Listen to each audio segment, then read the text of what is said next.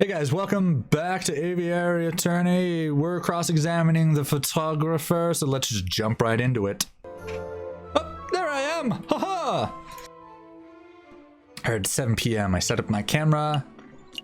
The photograph. We shall tread lightly with the photograph. If you don't remember last time, he doctored the photograph to get Dame Catherine Domian out, put the Baron in, but we can't call him on it because we illegally obtained the real photograph. Let's take a closer look at this photograph.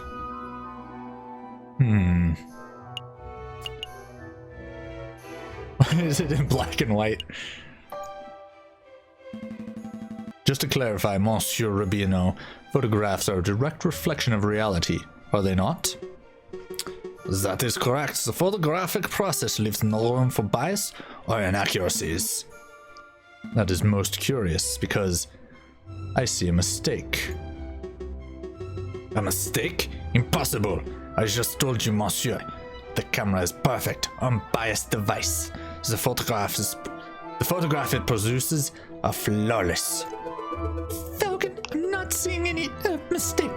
Perhaps you could be more specific. Certainly.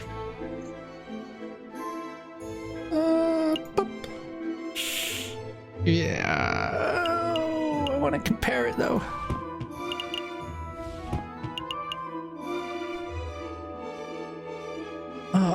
Oh, I can't. Why can't I look at it closer? I want to see if there's actually something else. Okay. Oh. Baron Ronguel should not be standing there. Oh? Why did you say that?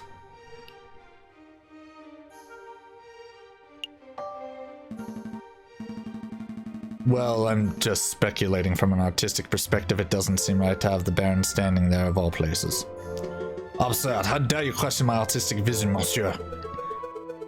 Artistic vision aside, this is a completely baseless and irrelevant speculation. Well, I must agree, Monsieur Falcon, we don't care about your opinion on the artistic merits of this photograph. Just stick to the facts. Ah, bitch. You've lost flavor with the jury. Good, too. Fuck! If you do see a legitimate mistake in the photograph, now would be the time to tell us what it is. Okay, the clock?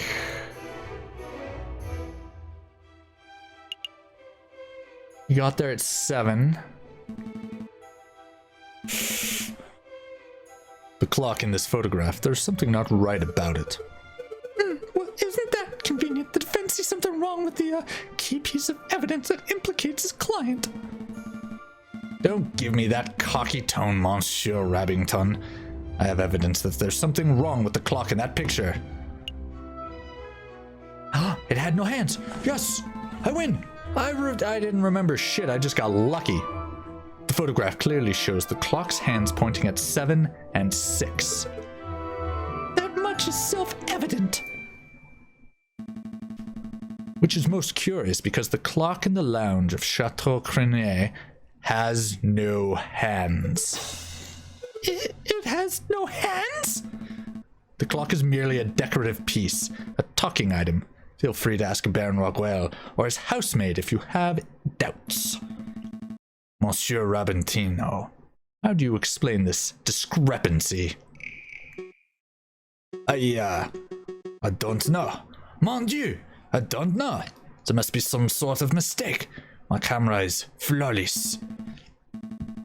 There is no mistake, monsieur. Your photograph depicts something that does not exist in the real world.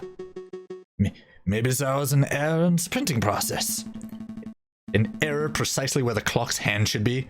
Please, monsieur, don't patronize us. Allow me to offer a more plausible explanation. You, Monsieur Rubino, edited the photograph. Edited? I'm no expert, but I suspect that you used paint or ink to carefully put hands upon the clock. It would have been a simple task considering that the clock face was bare. One could even speculate that you specifically chose to include a handless clock in the photograph to simplify the editing process.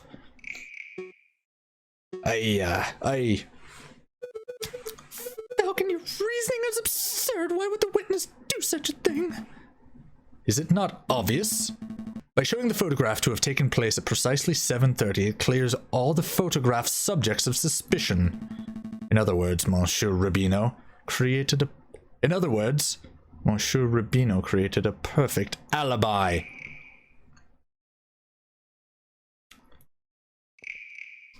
Shit. Well, shit. I am going to go home and take pictures of wine before I drink it. Of course, this raises further questions. Who is the witness protecting? And why? Was Monsieur Rubino coerced? Bribed? Threatened? Enough silence, let's hear some answers, Monsieur Rubino. Fine, you've got me. I'm guilty, I did it all. You did it? You're confessing to the murder of Monsieur Aviary? What? No. I have no idea who killed the frog. I'm just admitting that I'm guilty of producing fraudulent photographs. I was ordered to make changes to the printing process. And yes, it included adding hands to the clock. You were ordered by whom? I dare not say. Monsieur Rubino, I strongly advise you to answer the defense's questions. You have pledged to speak without fear, after all.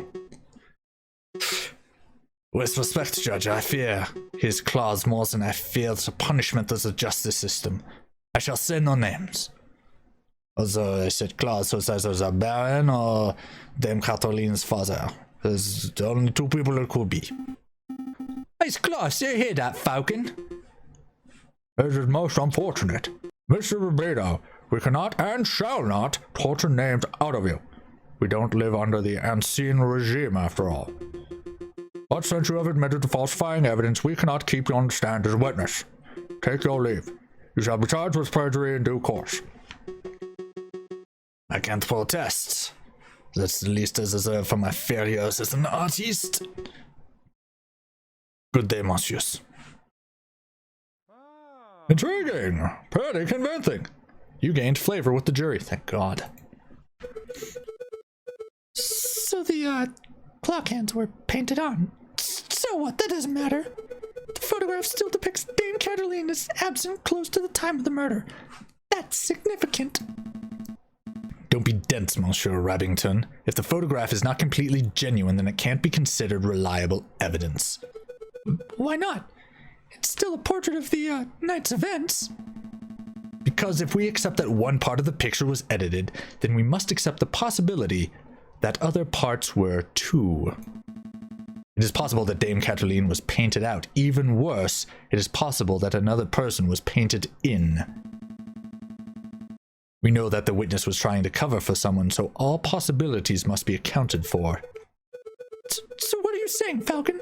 That the housemaid paid off the photographer? Or was it Signor Perrault de Muel, perhaps? I don't think so.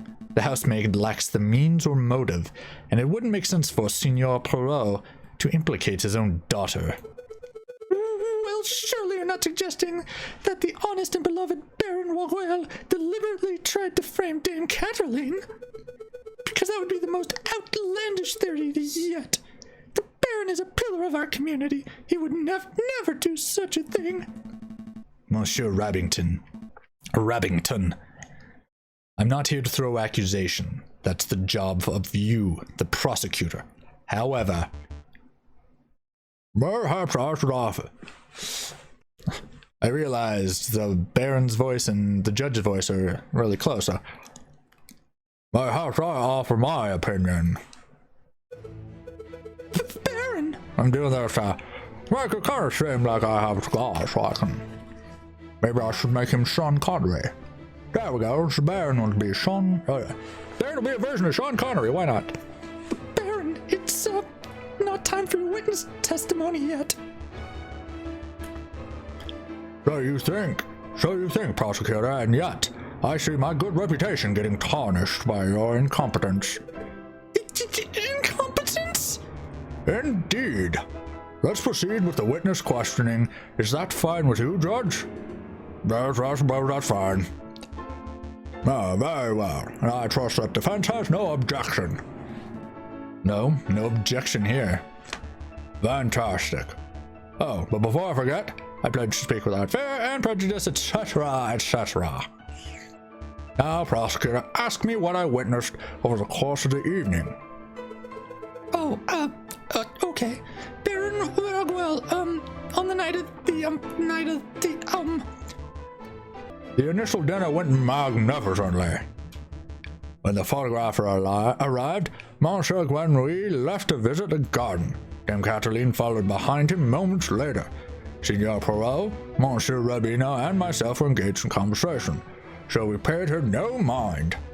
After the photographer had left, my housemaid left to go find Monsieur Gwenry and Dame Cataline. That would be when I heard her cry for help. Thank you, Baron.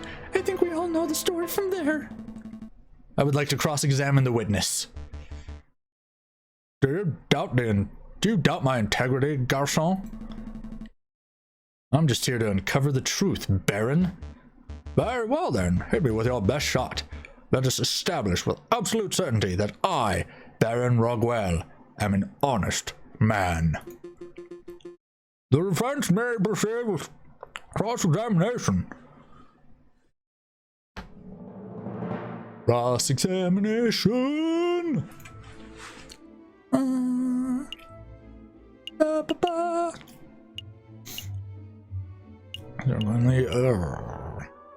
I don't know what to do. It's a garden. A garden? Could I do? What's a cigar? Baron, we saw the murder scene in your garden for ourselves. What's with all the fucking horses? Jesus Christ. I mean, Baron Rogwell, when was the last time you ventured into your own garden? As it happens, I have quite serious allergies. I haven't been in my garden for years. Years, you say? Indeed. Baron, I do not wish to call you a liar, but that claim does not hold up to scrutiny. Well, and why is that? Because we have hard evidence that you have visited the garden recently. Balderdash, my word is gold. Show the court this so-called hard evidence that I've been in my garden. Cigar! This was found in your garden. To be specific, it was found inside the fountain basin. Right beside where the murder occurred. A cigar butt? That could belong to anybody and, Prosecutor, please shut your fucking mouth, you goddamn stuttering rabbit. Jesus Christ. Can't stand to listen to you, you little bitch. I'll speak for myself, and you. I'll speak for everybody. Christ. Oh, okay, sorry, Baron. That is indeed the remnant of one of my cigars. But I must apologize, Monsieur Falcon, for I misunderstood your initial question. As simple and direct as it was, I found it very complicated. Like, you were all like, were you in the garden recently? And I was like, fuck no, it's been years. I'd misconstrued what you meant by recently. I don't understand what what you mean by is. That's a dated reference, don't judge me. You see, prior to the banquet, I hadn't visited my own garden in years. But naturally, after hearing the housemaid's cry for help on the evening of the murder, I rushed outside. I was shocked and disgusted by what I saw. That must have been when I dropped my half-smoked cigar in the fountain basin. You see, Falcon? That's a perfectly reasonable explanation. I would find it believable if the cigar were actually discarded. But as it happens, the cigar butt was found in the fountain's upper basin, a location that could only be accessed with great inconvenience. I should know. I had to wet my pants to get this.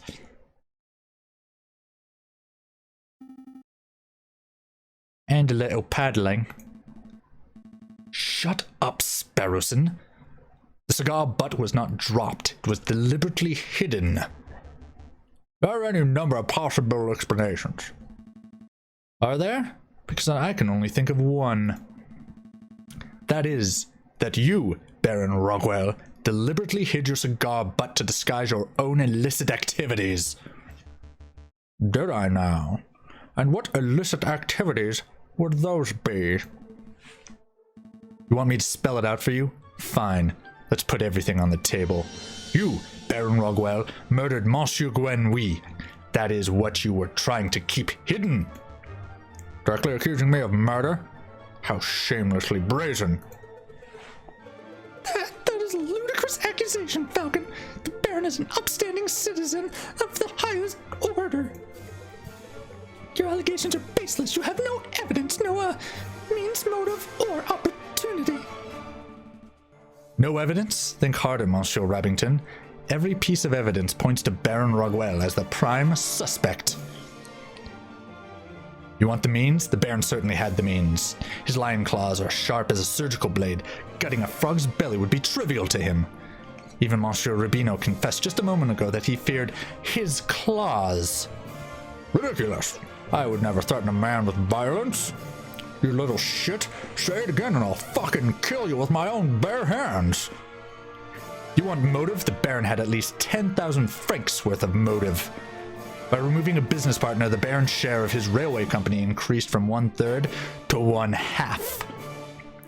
This is preposterous. And finally, the Baron had opportunity. No, he crafted the perfect opportunity. He arranged for a small banquet with a very select number of guests. He was aware of the missing silverware, and yet he served steak, a food item that necessitates good cutlery. Why? To bloody the hands of his guests, of course. Then he hired an easily influenced photographer to stage a very specific picture in order to build a perfect alibi for himself.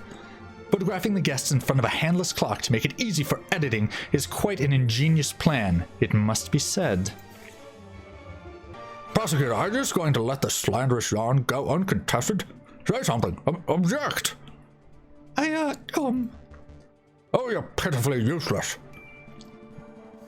After executing the murder, the Baron found himself still holding a single piece of incriminating evidence, his finished cigar. He knew that leaving it at the crime scene would raise suspicion, but he didn't have time to properly dispose of it. So, out of desperation, he threw it into the fountain, out of sight of his guests and any snooping police. I imagine the Baron was hoping to implicate Signor Perrault de Miao, since that would ensure total control over his railway company. Alas, Dame Cataline was the first to happen upon the crime scene, so the Baron improvised. This is outrageous. Judge, I demand that you disbar this ranting lunatic. No, there is only one outrage here. That a man like yourself is able to abuse his wealth and status to frame an innocent girl for murder. You're a bourgeoisie of the worst kind. How dare you, garçon? The utter nerve of lying scumbag of a lawyer to accuse a philanthropist like myself of something so heinous. I'm nothing like the fat cat bourgeoisies. I am respectable, hard-working capitalist. No, you're a ruthless man who would slaughter a dear friend just to reap a few francs. You incredulous whelp, I ought to gut you right here now like a damned frog. Oh, Christ. Oh, shit. Could someone please restrain the Baron? Your Honor, I don't know that voice. I don't know what that voice is. He used to be French. Now he's just fucking weird. Let's go, old man. To the Aviary with you. Don't touch me, you filthy jackdaw. I can walk myself.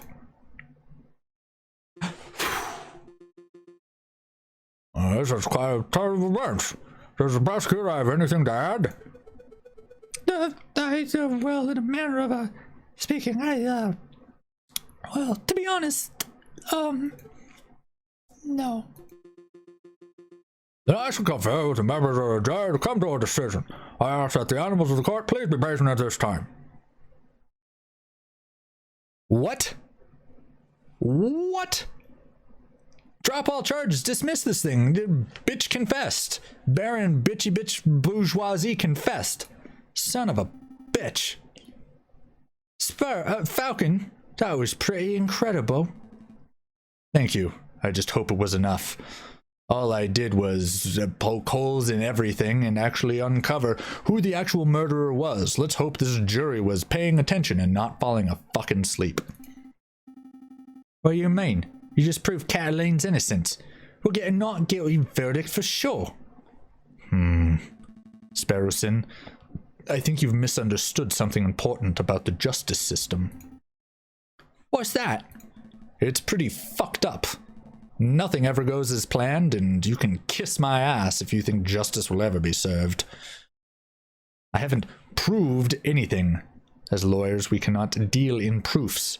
It's just not possible. All we can do is organize the evidence and convincingly explain what it suggests. I haven't proved Dame Cataline's innocence. All I have done is demonstrate that there is a significant possibility that she is not guilty. I'm not sure that I understand the difference. Ah, I'm back with a smoke bomb. How do bitches like that? I'm a goddamn magician.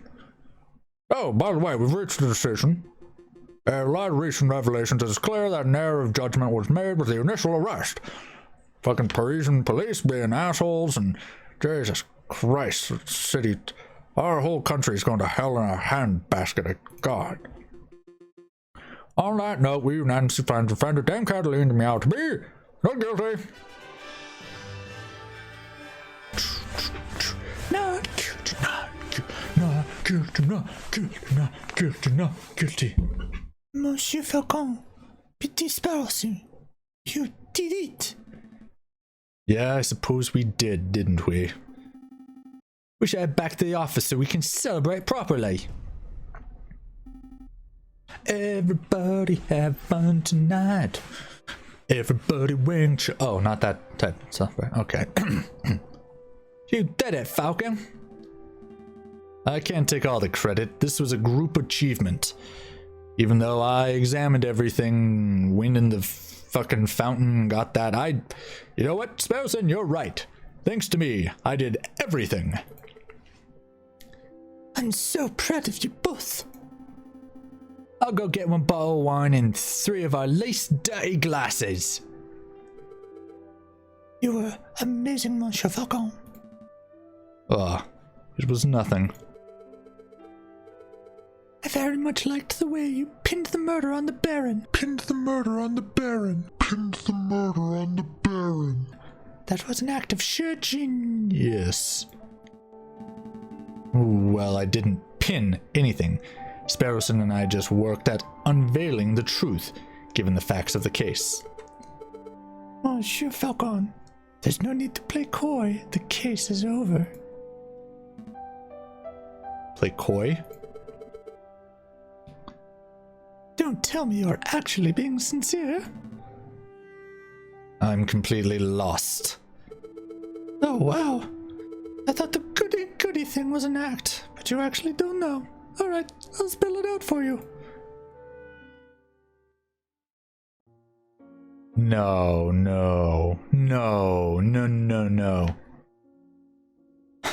I murdered Monsieur Granouille. Fuck. I saw him in the garden all drunk and vulnerable. I seized my opportunity. It was nothing personal, just business, you understand. Business? To increase my papa's share in the train company, of course. My papa always said that the drunk old frog was the weakest link. Your confession doesn't make any sense at all. I found Baron Rockwell's cigar butt hidden in the garden. Well, I put that there. I expected the police to find it, but I suppose that was putting too much faith in the brains of Paris's finest. But Falcon proved that Monsieur Rubino's photograph was edited. It was edited. I wasn't in the picture because I was busy paying a visit to Monsieur Granouille in the garden. My papa knew I needed an alibi, so he ordered Monsieur Rubino to paint me over Baron Rockwell And add hands to the clock. Oh, shit. Oh, I feel like oh, God. But that lazy artist didn't manage to finish altering either photograph by trial day. Oh. What the hizzy is the... Oh, man. Interesting. If I'd left it oh. Raises so many questions. It's a good thing that Monsieur Falcon was so imaginative, because that could have gone very badly.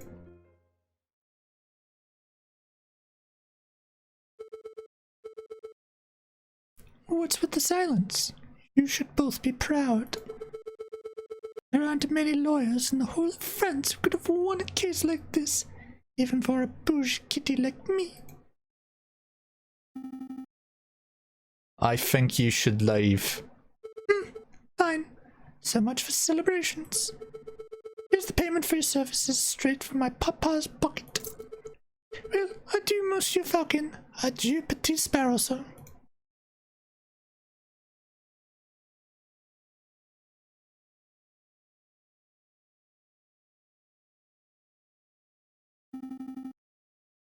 Falcon, what are we doing now? Falcon? Snap! Oh, snap! Oh my god, we've been had! End of Act 1, we've been had! Oh my god! I know you're just like me and you don't like the fact that we've been had, but like the video. Leave comments about how you're feeling about how we've been had in the comment section below. If you want to see Act 2 and how we remedy this situation, I'm guessing they have double jeopardy, so we gotta be creative somehow. It's kind of like Lincoln Lawyer. If you haven't seen it, go see it. It's a movie called The Lincoln Lawyer with Matthew McConaughey. I had to snip that because I was trying to think.